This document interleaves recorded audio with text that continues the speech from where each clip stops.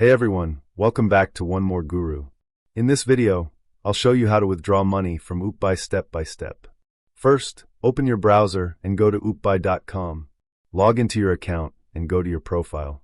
From there, you'll see your wallet just below the rehearsal section.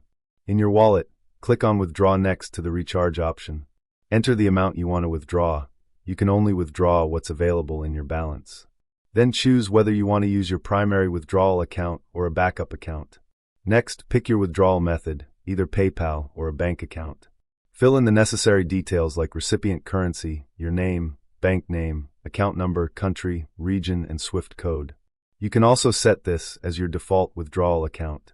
Once everything is complete, click Confirm and then Submit Withdrawal Request. Your funds will be processed and sent to your chosen account.